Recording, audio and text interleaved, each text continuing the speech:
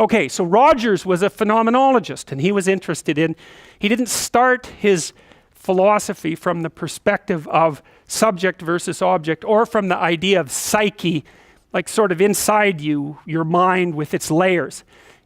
That's not how he looked at it. And so let's go through, well, I'll introduce you to Rogers. I think and then we'll talk about it more next time. I'm going to start though with something that I learned from him that I think was of crucial importance. And so we'll set the stage for the further discussion with this. And I'm going to read it to you. Assuming a minimal mutual willingness to be in contact and to receive communications, we may say that the greater the communicated congruence of experience, awareness, and behavior on the part of one individual, the more the ensuing relationship will involve a tendency towards reciprocal communication with the same qualities, mutually accurate understanding of the communications, improved psychological adjustment and functioning in both parties, and mutual satisfaction in the relationship. It's quite a mouthful. What does it mean? Assuming a minimal mutual willingness to be in contact and to receive communications. Okay, we're having a conversation. I'm deciding I'm going to listen to you. Right? That's different than how people generally communicate, because usually when they communicate, they're doing something like, okay, we're going to have a conversation and I'm going to tell you why I'm right and I'll win if you agree. Or maybe you're having a conversation where, I don't know what you're trying to do. Maybe you're trying to impress the person you're talking to. So you're not listening to them at all. You're just thinking about what you're going to say next. Okay, so that's not this. This is, you might have something to tell me. And so I'm going to listen on the off chance that you'll tell me something that would really be useful for me to know. And so you could think about it as an extension of the Piagetian, Piaget talked about the fundamentally important element of knowledge being to describe how knowledge is sought, the process by which knowledge is generated. Well, if you agree with me and I find that out, I know nothing more than I knew before. I just know what I knew before. And maybe I'm happy about that because, it didn't get challenged. But I'm no smarter than I was before. But maybe you're different than me. And so while I'm listening to you, you'll tell me something I don't like. Maybe it's something I find contemptible or difficult, whatever. Maybe you'll tell me something I don't know, and then I won't be quite as stupid.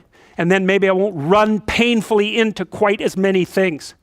And that's a really useful thing to know, especially if you live with someone and you're trying to make long-term peace with them, is they're not the same as you. And their way they look at the world and the facts that they pull out of the world aren't the same as your facts.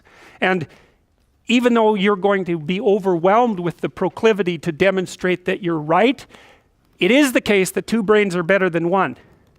And so maybe 9 of the 10 things they tell you are dispensable, or maybe even 49 out of 50, but one thing, all you need to get out of the damn conversation is one thing you don't know. And one of the things that's very cool about a good psychotherapeutic session is that the whole conversation is like that. All you're doing is trying to express the truth of the situation as clearly as possible. That's it. And so now Rogers' proposition, and I'll tell you why he derived it, was that if you have a conversation like that with someone, it will make both of you better. It'll make both of you psychologically healthier. So there's an implicit presupposition that the exchange of truth is curative. Well, that's a very cool idea. I mean, it's a very deep idea. I think it's the most profound idea. It's the idea upon which Western civilization, although not only Western civilization, is actually predicated. The idea that truth produces health. But for Rogers, that was the entire purpose of the Psychotherapeutic Alliance. You come to see me because you want to be better. You don't even know what that means necessarily, neither do I. We're going to figure that out together. But you come and you say, look, things are not acceptable to me, and maybe there's something I could do about that. So that's the minimal precondition to engage in therapy. Something's wrong, you're willing to talk about it truthfully, and you want it to be better. Without that, the therapeutic relationship does not get off the ground. And so then you might ask, well, what relationships are therapeutic? And the answer to that would be, if you have a real relationship, it's therapeutic. If it isn't, what you have is not a relationship. God only knows what you have. You're a slave, they're a tyrant. you're both butting heads with one another. It's a primate dominance hierarchy dispute. Oh, I don't know, you're like two cats in a barrel or two people with their hands around each other's throats. But what you have is not a relationship. So, all right. We may say that the greater the communicated congruence of experience, awareness, and behavior on the part of one individual, that's a reference to the same idea that I was describing with regards to Jung. So let's say you come and talk to me and you want things to go well. Well, I'm going to have to more or less be one thing, because if I'm all over the place, you can't trust any continuity in what I say. There's no reason for you to believe that I'm capable of actually telling you, I'm capable of expressing anything that's true. So the truth is something that emerges as a consequence of getting yourself lined up and beating all the, what would you call, all the impurities out of your soul, for lack of a better word. You have to be integrated for that to happen, and you do that at least in part by wanting to tell the truth. The more the ensuing relationship will involve a tendency towards reciprocal communication with the same qualities. So one of the things, I've been quite influenced by Rogers, one of the things I try to do in my therapeutic sessions is first of all to listen, to really listen. And then while I listen, I watch, and while I'm listening, things will happen in my head.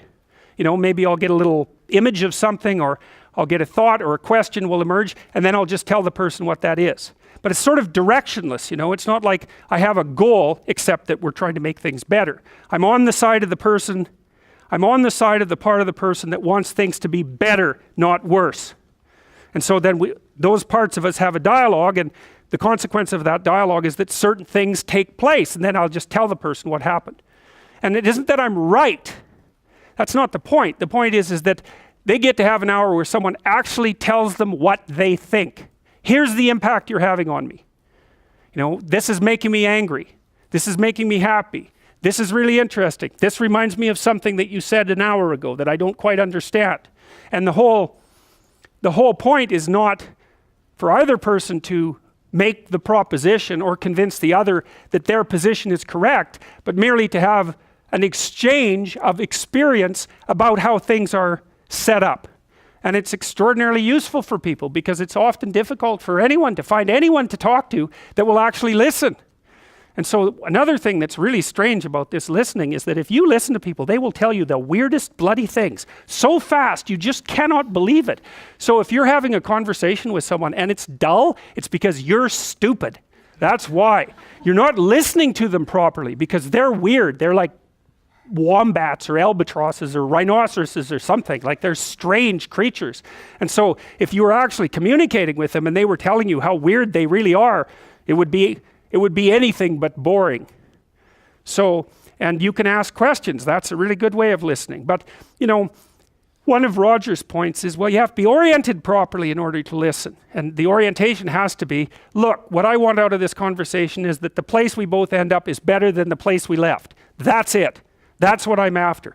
And if you're not after that, you got to think, why the hell wouldn't you be after that? What could you possibly be after that would be better than that?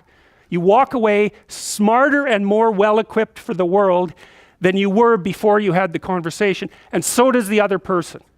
Well, maybe if you're bitter and resentful and angry and anxious and, you know, generally annoyed at the world, then that isn't what you want. You want the other person to walk away worse, and you too, because you're full of revenge. But, you know, you'll get what you want if you do that.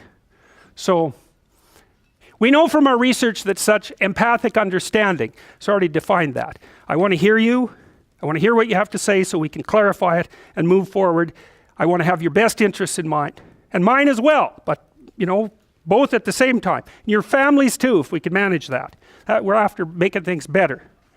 We know from our research that such empathic understanding with a person, not about him, is such an effective approach that it can bring about major changes in personality. Some of you may be feeling that you listen well to people and that you have never seen such results. The chances are very great that you have not been listening in the manner that I've described. Fortunately, I can suggest a little experiment that you can do to test the quality of your understanding. The next time you get into an argument with your wife or your friend or a small group of friends, stop the discussion for a moment and, for an experiment, institute this rule. Each person can speak up for himself only after he has first restated the ideas and feelings of the previous speaker accurately. What accurately means is they have to agree with your restatement. Now that's an annoying thing to do, because if someone is talking to you and you disagree with them, the first thing you want to do is take their argument, make the stupidest possible thing out of it that you can, that's the straw man, and then demolish it. It's like, so then you can walk away feeling good about it, and you primate dominated them really nicely. So, but that isn't what you do. You say, okay, well, I'm going to take what you told me, and maybe I'm even going to make your argument stronger than the one you made. That's useful if you're dealing with someone that you have to live with, because maybe they can't bloody well express themselves very well, but they have something to say. So you make their argument strong. All right, then you see what this would mean.